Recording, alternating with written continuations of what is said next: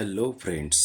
Book reading club में आप सभी का स्वागत है। आज हम बात करने वाले हैं डैनियल लेविटन से लिखित द ऑर्गेनाइज्ड माइंड बुक्स के बारे में। शहर के बीचों बीच एक पुरानी लकड़ी की अलमारी वाली लाइब्रेरी थी।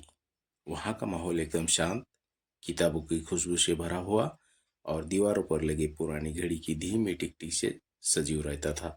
वही 34 साल का आर्यन अपनी रोजमर्रा की भागदौड़ से कुछ पल चुराकर लाइब्रेरी आया करता था। आर्यन एक आईटी प्रोफेशनल था और उसकी जिंदगी का हर दिन स्क्रीन, कोर्स और मेल्स के बीच उलझा रहता था। उस दिन आर्यन ने लाइब्रेरी के एक शेल्फ से एक किताब निकाली जिसका नाम था organise mind thinking straight in the age of information overload. किताब का टाइटल उसे एकदम अपनी ओर खींच लाया। उसे लगा शायद यह किताब उसकी अपनी उलझनों का हल दे सके। किताब का पहला चैप्टर पढ़ना शुरू करते ही उसे ऐसा लगा जैसे यह उसी की जिंदगी के बारे में लिखा गया हो।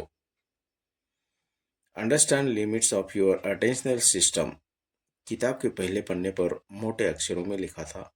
आर्यन ने सोचा, अटेंशनल सिस्टम, यह क्या भला है। लेकिन जैसे जैसे उसने पढ़ना शुरू किया उसकी आंखें खुलने लगी।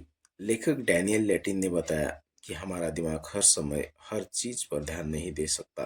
आर्यन ने पढ़ा, your brain has a limited capacity to focus and multitasking is not as productive as people think it is. उसने एक गहरी सांस ली। उसे याद आया कि कैसे ऑफिस में वह एक साथ 3-4 काम करता रहता था। एक तरफ ईमेल खोलकर पढ़ रहा होता, दूसरी तरफ किसी क्लाइंट से कॉल पर होता और उसी बीच कोड लिखने की कोशिश करता। तो मैं इतने दिनों से गलत कर रहा हूँ, उसने खुद से सवाल किया। उसने पढ़ाई जारी रखी। किताब में लिखा था कि हर बार जब हमारा दिमाग एक काम से दूसरे काम पर स्विच करता है तो कॉग्निटिव कॉस्ट होती है। इसका मतलब यह हुआ कि जब भी आर्यन कोडिंग छोड़कर मेल का जवाब देने बैठता तो उसका दिमाग उस स्विच के प्रोसेसिंग में कुछ ऊर्जा और समय खो देता। उसने खुद को याद दिलाया कि पिछले हफ्ते उसने एक प्रोजेक्ट पर काम करते हुए कितनी बार गलतियां की थी। वह सोचता था कि वह एफिशिएंट है, लेकिन सच में वह बस अपना ध्यान बटाता जा रहा था। आर्यन ने किताब बंद की और आंखें बंद करके अपनी कुर्सी पर कुछ पीछे झुक गया। लाइब्रेरी का शांत माहौल उसे सोचने पर मजबूर कर रहा था। उसे लगा, क्या सच में मेरी पूरी जिंदगी इंफॉर्मेशन ओवरलोड की वजह से खराब हो रही है। वह अपने कॉलेज के दिनों को याद करने लगा जब उसे एक चीज पर ध्यान देना होता था, चाहे वह पढ़ाई हो, क्रिकेट खेलना हो या दोस्तों के साथ गप्पे मारना। अब जिंदगी इतनी उलझ गई कि वह एक पल भी शांत होकर किसी एक चीज पर फोकस नहीं कर पाता। उसने किताब फिर से खोली। लेखक ने एक प्रैक्टिकल तरीका बताया था, batch similar tasks together to minimise the cost of task switching. Aryan ने सोचा, शायद मुझे भी कुछ ऐसा ही करना चाहिए। उसने मन ही मन प्लान बनाया। उसने तय किया कि वह अब ईमेल्स सिर्फ दिन में 2 बार चेक करेगा और बाकी समय कोडिंग पर ध्यान देगा। उसने अपनी घड़ी देखी। लाइब्रेरी बंद होने का समय हो गया था। उसने किताब को वापस शेल्फ पर रखने की बजाय उसे लाइब्रेरी से इशू करवा लिया। उसे लगा, यह किताब अभी पूरी नहीं पढ़ी तो कुछ अधूरा रह जाएगा। घर पहुंचकर उसने किताब फिर से खोली।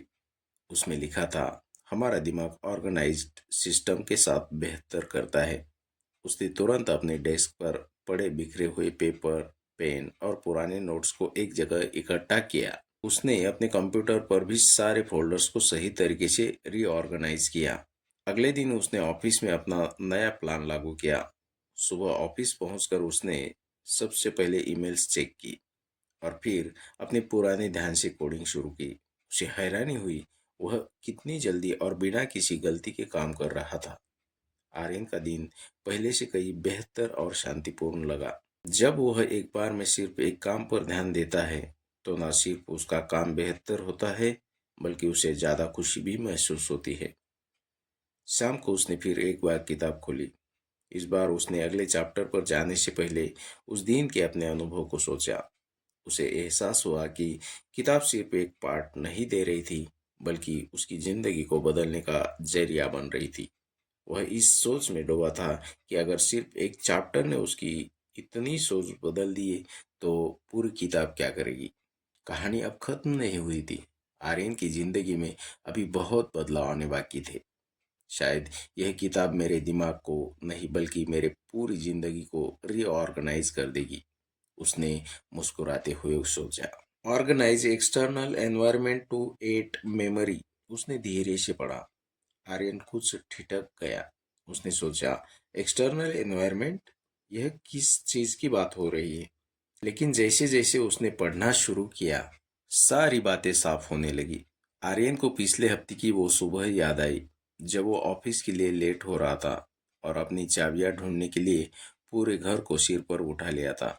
अगर आपको हमारी समरी अच्छी लगती है तो आप हमारे चैनल को सब्सक्राइब कर सकते हैं। धन्यवाद।